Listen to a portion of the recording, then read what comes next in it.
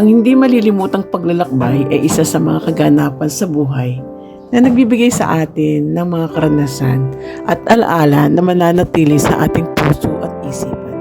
Kapag naalala mo ito, tayo ay nakababalik sa mga paglalakbay na nagbigay buhay sa ating mga pangarap at pag-asa.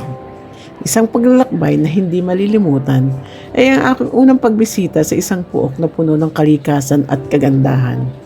Noong mga sandaling yon, aking nakita o nasilayan ang kahalagahan ng kalikasan at kakaibang kultura.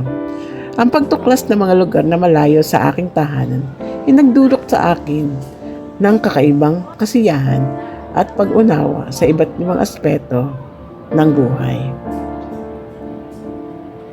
Sa aking mga paglalakbay, natutunan ko rin ang kahalagahan ng pakikipag-ugnayan sa iba't ibang tao mula sa iba't ibang kultura at lahi.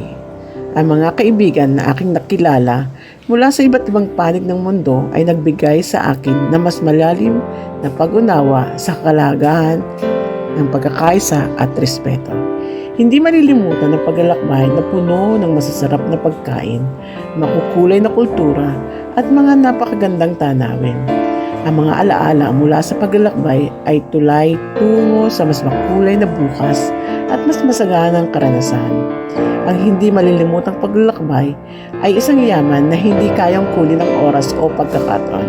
Ito ay nagsisilbing pag-asa at inspirasyon para sa mga hinaharap na paglalakbay at higit pa sa aking hinaharap.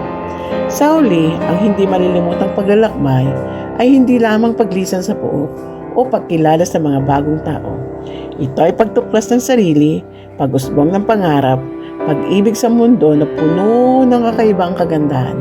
Ito ay isang yaman na hindi kayang bilhin o tapatan ng anumang material na bagay. Ito ay alaala na mananatili sa puso't isipan, nagbibigay ng inspirasyon at nagpapalaganap ng pag-asa sa puso ng bawat manlalakbay.